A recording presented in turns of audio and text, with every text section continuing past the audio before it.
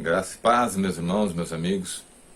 Dentro daquela sequência de vídeos para tentarmos explicar e explanar mais as escrituras sagradas nos textos originais, eu fui questionado por uma irmã sobre uma dúvida que ela tinha e achei interessante a gente compartilhar isso de uma maneira geral. No texto de Levítico, né, Vaikirá, nós temos no capítulo 27, no versículo 29, um versículo que parece um tanto confuso ou polêmico, né?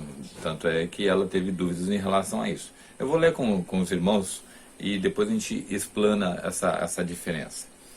Ninguém que dentre os homens for dedicado irremessivelmente ao Senhor se poderá resgatar, será morto. Bom, esse texto está na versão revista e atualizada, né?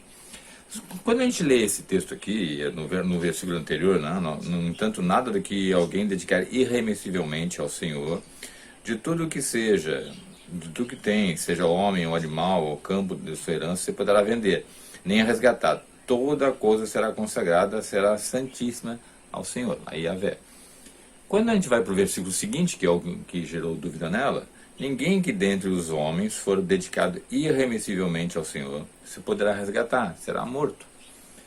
Então parece um pouco contraditório e ao mesmo tempo confuso. A visão que se tem desse versículo é a seguinte: aquela pessoa que for dedicada ao Senhor não pode, se for dedicada para sacrifício, não pode ser resgatada, ela terá que morrer. Essa é uma visão que alguns têm desse versículo. E ele nos sugere essa ideia se nós olharmos nessa tradução, sobretudo no português. Se nós voltarmos para os originais, sobretudo no hebraico, no aramaico também, nós vamos ver que nenhuma pessoa dedicada, nenhum homem dedicado ao anátema poderá ser resgatado, será morto irremediavelmente. Veja bem, olha como já mudou o contexto, vou colocar até os dois textos para vocês olharem. Nenhum homem que for dedicado ao anátema poderá ser resgatado. Ele morrerá irremediavelmente. É assim que diz no original. Já muda todo o sentido. A palavra anátema, embora ela possa ser derivada do grego, ela tem no sentido judaico. A palavra em si pode significar oferta. Mas no sentido etimológico, no sentido da origem da palavra, no judaísmo, no hebraico, no aramaico, ela tem sentido de anátema, maldição. Isso é visto em várias passagens das Escrituras, né?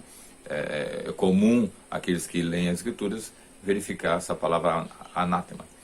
Então, o que ele está dizendo aqui é que pessoas que são consideradas anátemas morrerão irremediavelmente. Nós temos o caso de Jericó, os cananeus, no capítulo 22 de Êxodo, o próprio Yahvé lista ali os que serão considerados anátemas, os malditos, né? A feiticeira, aquele que deita com animais, aquele que é idólatra, né? Aquele que presta culto a deuses que não são, todos esses são considerados idólatras e deveriam morrer irremediavelmente, eram considerados anátemas, perdão, e deveriam morrer irremediavelmente. Então, a diferença do versículo é o seguinte: na tradução original, fica evidente que quem é considerado anátema deve morrer irremediavelmente, e não tem resgate. Na versão da Ara, pode dar a ideia de que é uma oferta voluntária ou espontânea, ou a dedicação de um certo homem, aí envolveria a questão do sacrifício humano. A Ara é a revista atualizada. Talvez a sua tradução, dê uma olhadinha na sua tradução aí e veja como é que está. Então, não se trata de um sacrifício humano no sentido de oferenda para Deus, porque Yahvé não aceita sacrifícios humanos. Mas sim de uma questão de anátema. Era considerado um maldito e deveria ser, então, exterminado. Lembra da história de Jericó.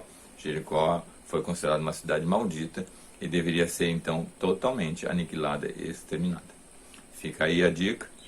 E aí, o próximo vídeo, vamos falar sobre a filha de Jefté e o voto que ele fez. Se ela foi ou não foi entregue como holocausto, ou se tem uma variação no texto original que a sua tradução não foi fiel.